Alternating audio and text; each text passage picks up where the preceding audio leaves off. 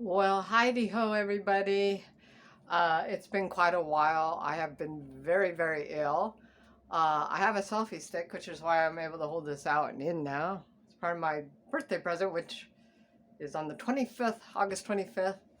So let me introduce you to the dark side of what's been going on with me. Somebody had given me a couple of indica malt balls too, and some CBD with CBN for sleep, because I had been trying, as most know, to get off all my medications, especially the tranquilizers and things that are very addicting, not having really great results. I'm here to tell you that marijuana psychosis does indeed exist. And to give you an example right here, um, I have had this malt ball right here, and it's a little bit harder to do this selfie stick. And I'm in no way wanting anything to be illegal, so you can just get that out of your effing head. If I'm here to promote trying to ban everything, I'm not. So don't get on my effing case. These only have 10 milligrams of THC. Indica was told to be better for me. So I had taken like just a small nibble. I don't know if you can see that, but I had just barely taken it. I don't know if it's in the malt part or the nut part or the chocolate part, but I had just taken little nibbles for the last, I don't know, over the last 2 weeks with the 2 malt balls I had, or whatever you want to call them. And I actually went from feeling normal and my consciousness being okay to, most of you know, I'm looking over there because I don't want people coming in my discussion here. I've gone from feeling normal and just sitting there watching a TV program, and as you know, then you start experiencing what you might call lapses. I guess lapses, we'll call it lapses of consciousness. And they're like waves rolling in. And as you take it in your system and it's going through you internally, which can take 2 to 3 hours to get the effect. So I'm not saying anything you don't already know. But the waves start getting closer and closer and closer. So those lapses of time and memory start happening more often. And then you become very aware of it. If you're the type prone to panic attacks, of course you'll begin to panic because you feel like you've stopped breathing and you're dying. So I decided to try this again after, like I said, after many, many years. The first time I did it at 21, and then last month, with the idea to relive the experience as something wonderful, something good, try to look at it differently.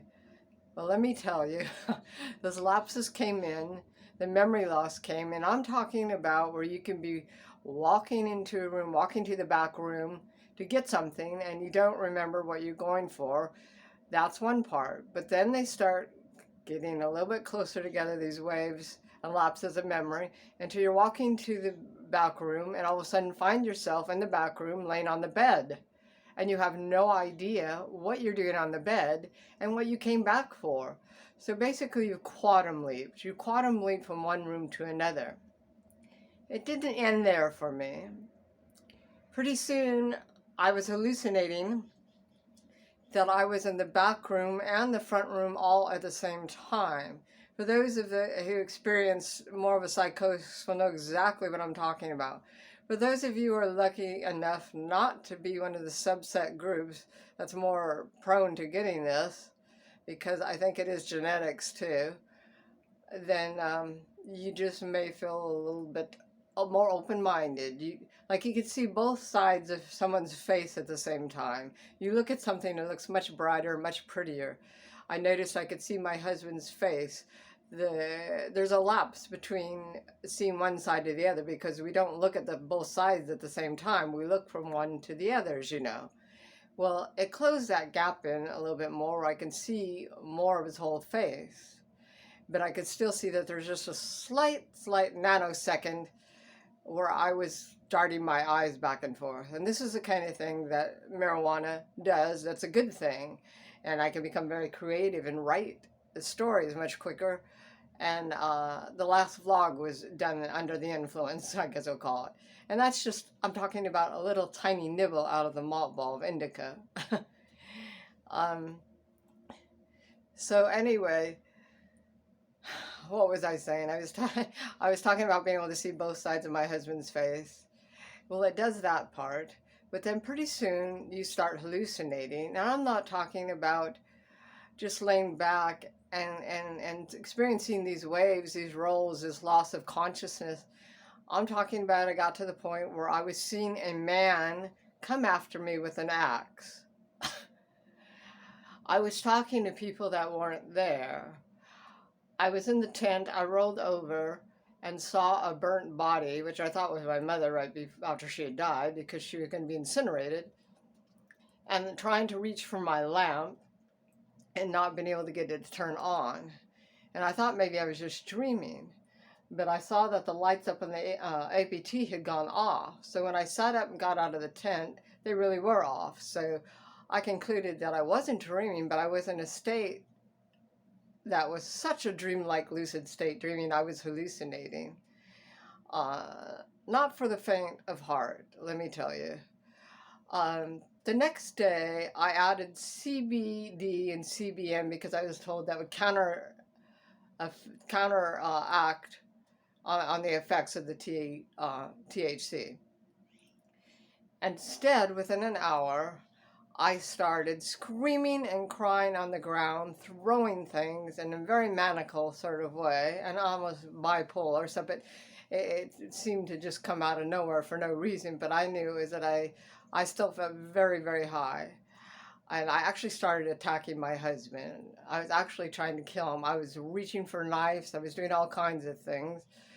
Just completely out of control. It was very, very scary for both of us. And I feel very, very awful. And I'm reading now that CBN, which most people don't know, is when the THC, when your plant is just basically dead, it turns into CBN, which is supposed to help with sleep. But that's only if you haven't been taking THC. I've also read in peer-reviewed things on PubMed that it can actually increase the THC in your system. So here I already had THC and added CBN and CBD. Now CBD is not supposed to be psychoactive at all, and neither is this CBN. But it does mention in real small lines, unless you've had THC, it can enhance the THC in a product. And now we're not sure what that means because there hasn't been enough studies. We're all basically guinea pigs. But let me tell you, I turned into a complete manic, crazy person and never made such a fool out of myself. It was so dangerous for both of us that it may break up my marriage. So this is not good, people. This is not good. I'm not saying don't do this. I'm saying I'm still ill. I threw up. The things I saw were so awful that I have post-traumatic stress disorder, which I never really recovered from since the time I was 21. And that's the first time that happened, when I was bouncing off the walls. I was so afraid and so much happening. My mind was racing so fast with so much panic, anxiety, and hallucinations. This is with my ex-husband. Back then it wasn't legal. It was more peer pressure. Like I said, I was just turning 21 and I wanted to be accepted. I wanted to be loved. I was very much a isolated ADD child, which may have some effect on the subset too, the genome, you know, of people who are more prone to that. So you have to watch out. You really need to watch out. I was, again, with that incident at 21, which is, you know, almost 40 years ago. I went on for a month because it stays in your system for a month when you do it internally. Look that up if you don't know it. And get peer-reviewed things. Don't just read from Leafy magazine. They're trying to sell products. I have a couple of friends that are Nobel Prize winners, as a matter of fact, in psychiatry that I still talk to on Facebook.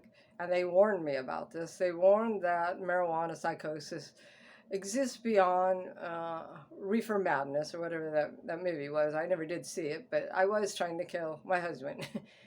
Well, my ex, who had been smoking it for a long time, had never even experienced that. Maybe at a smaller scale, but not like I have. Of course, his family wouldn't let me leave because it was an illegal substance, A, and B, I would hurt myself, but I did. I ended up hurting myself horribly, running to the walls, cut my head, cut my lip till it was bleeding.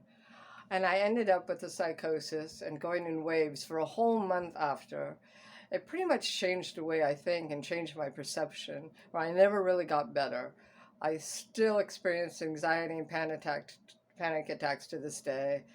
I'm starting to realize that you can have one in the DSM manual, the diagnostic manual, by the way, for psychiatry and psychology, that there is such a thing that will linger on. And I'm pretty sure that's what's happened to me. And I am going to have to tell my PCP this. Excuse me, I've still been crying and upset. Yeah, I'm going to have to tell somebody because I have been labeled with bipolar, anxiety, depression. I think a lot of it is that I still have this in me. It really rearranged my thinking and thought process and caused post-traumatic stress disorder. I don't think it's so much for being raped. I don't think it's so much for seeing dead people. I think it's a lot from hallucinating and seeing the things that I see when I've taken this. I wasn't taking anything else. So don't get into that crap, though. You must have been taking something else. You must have been doing something else. I've read for hours and hours people's comments who've had the same experience as I have. I have to admit more women, so that it's not saying that we're more vulnerable, but I had a full hysterectomy just a couple months ago. That may affect things as well because I don't have all the other protective measures and the GABA in my brain, which is gamma-aminobutyric acid, by the way. So I'm here to say that the psychosis does exist. Be very, very careful, especially with CBN or till we know more. Anything that can enhance the THC. Some people, yeah, you get by fine without it bothering you. But for the people out there that have experienced some things that I have, don't feel crazy. You're not crazy. You may have to tell your PCP because it could go on for a long, long time, many years after. It's not completely innocent, but I'm not saying ban it and shut down all the stores. If I take just a small amount, it does seem to help with sleep or pain or creativity. And I think it is maybe a certain group of people. I am Swedish, I would say, with a German line. I come from King Canute, which was, he's Danish, but he's originally Polish. So it's a lot of the same line that Lady Diana was a more Viking line, which also causes a lot of reflux disease, just to let you know what I am. So if you have any of those genomes in you, the halotypes, and you're experiencing that, that's probably why. My husband, both my husbands, my many husbands, do not get that, or they've never had as much as I've had, so they don't really know about it. So it's either that you either are okay with it because you're genome type, or you just never took enough. You stop when it gets to be, too much. But how would you know it's too much? I mean, I just took a nibble of it, tiny nibble. I didn't go to the ER this time because of all the stigma against mental health, and that's sad because I should be able to go get help if I need it. I don't know which way to look, by the way, because I have this selfie stick, so I'm looking both ways at my audience. But it's up to you if you go to the ER or not. I chose not to this time because they monitored me the last time and I was fine. This time, right after I took the CBN and I've been taking CBD oil, my heart was racing, my thoughts were racing. I took 2 Klonopins, or clonazepam, if you're familiar with that. If you're not, it's a tranquilizer, basically, like Valium. And that's all I can tell you. I don't think charcoal really works on it. Charcoal does not get it all out. I think because it's more psychoactive, it's already gone into your brain, crossed the blood-brain barrier. You can try charcoal. I might get some of it out. But basically, they tell you eat a lot of food, drink a lot of water, and don't do it again. Don't try again. And for CBN, with the sleep thing, don't be trying out THC at least for a month before you try CBN or any of those other things, just in case it does do that. We don't know these things for sure. I have a neurobiologist, a scientist in my family. I haven't contacted her lately, but I'm not completely, living under a cabbage patch mushroom. I do know a little bit. I took psychology for 4 years. I continued online studies. So, and I have many psychiatric studies and friends that all go that direction. So, and I've experienced it myself now. So, again, not promoting or dispromoting, just giving a warning for people to let you know you're not nuts. Let me see if there's anything else I wanted to show you here. I had, I guess that's why where's the camera at? Right there. This is a gift they sent me. It has a CBN. They're just small gummies. I took this is a CBN. I only took half of it, and I took the other half the other day, and things just kept getting worse for me. This is a CBD one, actually, but it came from the same group. Is that backwards? Anyway, it's CBG, excuse me. We don't know that much about that, except it's antibacterial and things like that. But again, there's so many cannabinoids that have been discovered, and they're not saying that it's not eventually going to be completely approved. They just need to do more studies. My niece comes from Harvard and Stanford and these places where they're doing a lot of studies on even Alzheimer's and how things affect the brain. So she's no dummy. She's been in school for 10 years, over 10 years, and still doing her studies. She's doing research, so I'm not just pulling this out of my ass here. But the problem is these things come in such inviting packages like this. I mean, these are happy people here and a happy dog. Over me, it's all, talking about wonderful things. It says laugh often, breathe deeply, spread wellness, share with your friends, but it also ends with do your research. So I think they're trying to make a hint there, but it's an attractive package, and I so badly want to be a health and wellness person and go all natural. So it's very appealing to people like that. It's very, very appealing, and especially appealing to young children and even teenagers when you see all these gummies. So a warning to parents, a warning to teenagers. I took it at 21. My mind still wasn't developed enough for it. Yeah, I'm a fucking pansy, whatever. But let me tell you, once you've experienced it, you don't come back. You're never the same. And then people make fun of you for the rest of your life. The doctors don't take you seriously. Your friends laughed at you. You just have to say, fuck you, I don't want to do this right now. I don't feel comfortable. Maybe, if you're 21, you're old enough to drink, have a little bit of a beer or something. And they're going to forget all about it and just laugh it off. Try not to make a big deal out of it, because then they're really going to focus on you and call you a fucking pansy. So, I got peer pressure even at 21. I just learned to drive like when I was 19 and 20 because I'm ADD, so I'm a little bit slower. So what? So the fuck what?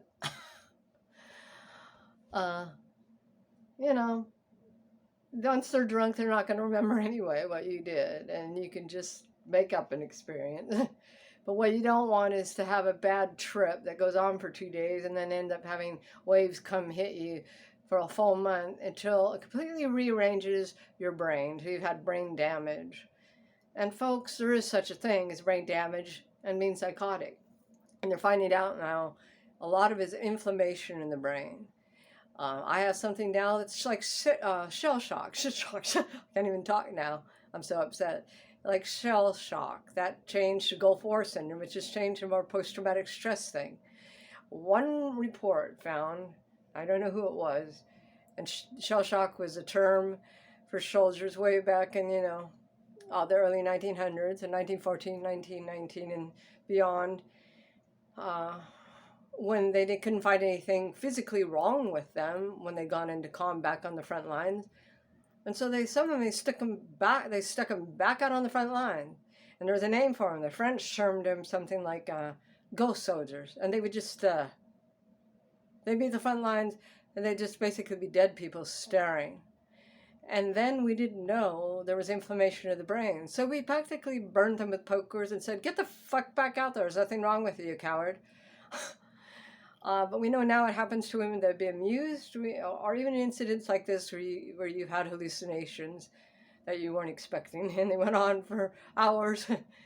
All those things exist, and they all kind of go back to inflammation in the body, inflammation in the brain. Don't quote me on that. You can with the shell shock thing. I'm in post-traumatic stress disorder. But the brain can be injured by inflammation. It's not going to show up on an MRI. They may have something now that it does, but you can't just go on a regular MRI like I did even, 5-10 years ago. They wouldn't know to look for that. They came up with all kinds of things, but I'm almost 100% sure that I have a lot of inflammation, and that's causing a lot of my problems. So, and it can happen from a trauma. It can happen from a trauma, whether it be you witness a dead body, you witness killing, or you have a mushroom hallucinogenic trip that you never quite came back from. It will cause brain damage, and it is not fun. It's not fun. You will not be able to get a job. You will not be able to hold a relationship down either. You will try. You will not have a good rapport with your friends and your family, your church, whatever. You will be struggling to sleep every night. You will have nightmares. Even if you're okay during the day, it will come back at night. A lot of people that have been in combat will tell you that. So we get worse at night. Our body does what it can to hold together because we have kids to take care of back in hunting. And in gathering time, we needed to get out and hunt and things, so the body had a way of being better. So if you find yourself get worse at night, that's why. We're designed that way. We've been designed that way a long time. So I'm into 22 minutes here. I'll probably make a follow-up video. I apologize. This is just in the dark with the light on my face.